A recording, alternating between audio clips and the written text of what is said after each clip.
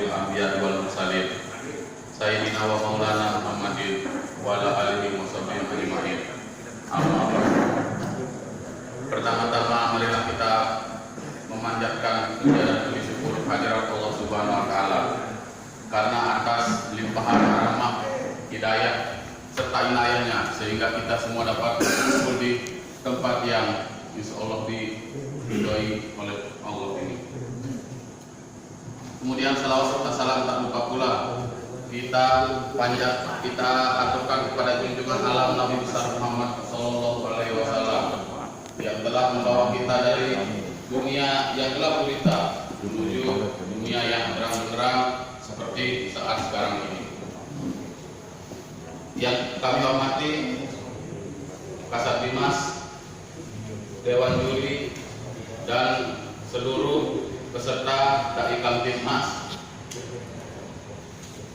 yang insya Allah dimuliakan oleh Allah Subhanahu wa taala, insya Allah diridhoi oleh Allah Subhanahu wa taala. Pada kesempatan yang baik ini saya ingin menyampaikan suatu penyakit yang sudah banyak menjangkit seluruh masyarakat yang dalam istilah Islam disebut dengan penyakit hati. Yang mana yang dinamakan penyakit hati itu, di antara dari penyakit hati itu adalah adanya rasa iri, adanya rasa dengki, sifat suudzon atau berburuk sangka, baik terhadap sesama manusia, terlebih lagi terhadap pemerintahan bangsa dan negara. Para hadirin sekalian, sudah banyak negara-negara di dunia ini yang hancur hanya gara-gara penyakit hati ini. Contohnya saja adalah negara Libya. Dahulunya negara Libya itu adalah negara yang makmur, negara yang kaya minyak. Masyarakatnya adalah masyarakat yang salah satu standar kehidupannya tertinggi di dunia. Tapi karena masyarakatnya dijangkiti oleh penyakit hati, banyak masyarakatnya yang merasa iri, merasa dendam, tidak puas dengan pemerintahannya, merasa pemerintahnya selalu salah, sehingga lambat laun masyarakat di negara Libya itu berkonflik, dan hingga saat ini sampai detik ini negara Libya masih perang saudara dan akan diprediksi akan hancur atau bangkrut oleh para pengamat militer. Tidak lain dan tidak bukan penyebabnya diawali oleh masalah penyakit hati, yaitu berburuk sangka dan atau suudzon ini. Para hadirin sekalian, jangan sampai apa yang menimpa negara Libya ini juga menimpa negara kita. Karena seperti yang kita ketahui bahwa pada saat ini banyak sekali masyarakat kita yang berburuk sangka, tidak hanya berburuk sangka terhadap sesama masyarakat, tapi juga terlebih berburuk sangka terhadap pemerintah, bangsa dan negara. Apalagi sekarang zamannya sosial media, zamannya internet, berita-berita hoax, berita-berita tidak benar cepat sekali menyebar, tidak hanya dalam hitungan hari atau hitungan jam, tapi juga bahkan hitungan menit pun sudah menyebar ke masyarakat luas. Bahkan virus COVID-19 pun masyarakat kita banyak yang menganggap virus COVID-19 ini hanya konspirasi belaka. Bahkan vaksinnya pun banyak yang menganggap vaksin COVID-19 ini sangat berbahaya dan vaksin ini haram. Padahal sudah jelas-jelas Badan Pengawas Obat dan Makanan sudah mengeluarkan izin edar vaksin ini, dan Majelis Ulama Indonesia pun sudah berfatwa bahwa vaksin ini halal dan suci. Para hadirin sekalian, jangan sampai apa yang menimpa negara Libya tadi juga menimpa negara kita, pemerintahan kita Indonesia tercinta ini. Karena apabila hal itu terjadi, bukan hanya kita saja yang akan merasakan akibatnya, tetapi juga anak istri kita, orang tua kita, keluarga kita juga akan menanggung akibat dari perbuatan kita ini, dari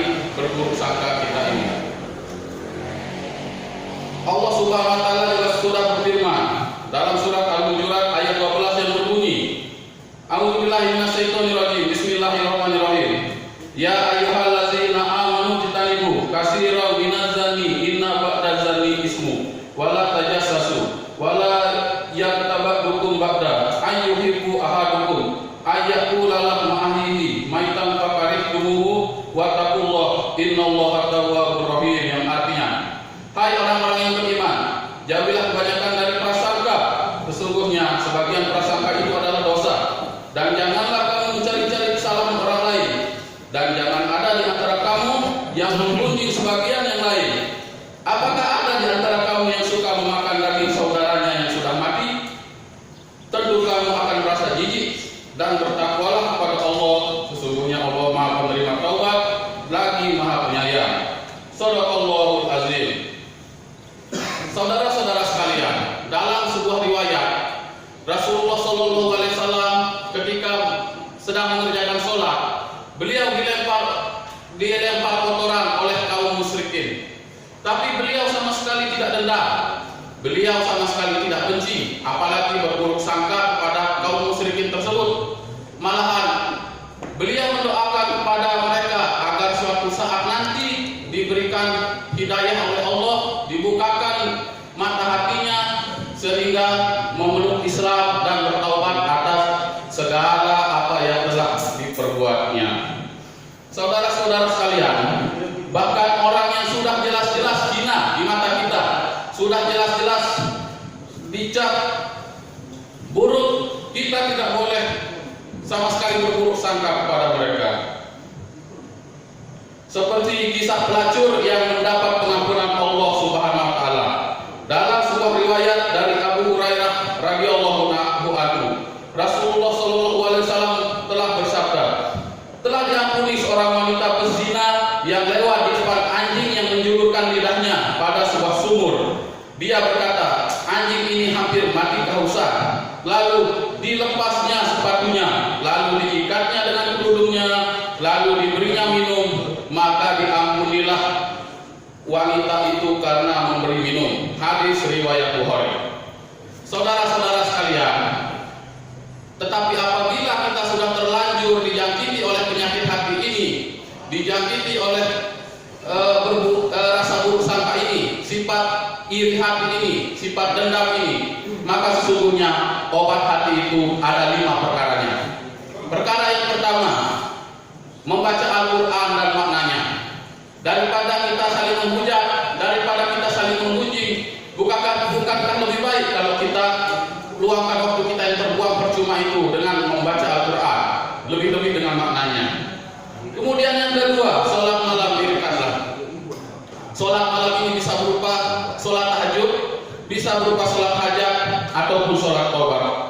Kemudian yang ketiga, perbanyaklah berpuasa, karena sesungguhnya berpuasa itu dapat mencegah kita dari perbuatan keji dan mungkar. Kemudian yang keempat, berkumpullah dengan orang-orang soleh. Niscaya insya Allah kalau kita berkumpul dengan orang-orang soleh, kita juga akan menjadi orang yang soleh pula. Tetapi sebaliknya, apabila kita selalu berkumpul dengan orang-orang yang ahli maksiat, bila iman kita goyah, tidak menutup kemungkinan kita juga akan menjadi ahli maksiat. Kemudian yang kelima atau yang terakhir adalah zikir malam, perpanjanglah. Perbanyaklah sholawat, perbanyaklah istighfar, mohon ampunan Allah atas segala perbuatan, atas segala kesalahan dosa yang telah kita lakukan selama ini. Akhirul kalam, marilah kita memohon ampunan Allah Subhanahu wa taala agar kita semua dijauhkan dari prasangka buruk ini, dari penyakit hati ini. Karena sesungguhnya penyakit hati ini dapat menghancurkan, tidak hanya menghancurkan masyarakat, tetapi juga dapat menghancurkan bangsa dan negara kita. Sesuai dengan firman Allah dalam surat An-Nisa ayat 59 yang berbunyi, ya ayyuhallazina amanu atiullaha wa atiur rasul wa ulil amri minkum. Yang artinya, hai orang-orang yang beriman, taatilah Allah dan taatilah Rasulnya dan ulil amri di antara kamu. Oleh sebab itu, marilah kita selalu taat kepada yang terutama kepada Allah, kepada Rasul, dan tentu saja kepada pimpinan kita, ulil amri kita, agar terciptanya Kamtibmas yang aman, damai dan kondusif. Demikianlah yang bisa saya sampaikan. Mohon maaf atas segala kesalahan dan hilaf. Terima kasih atas segala kesempatan yang diberikan. Wabillahi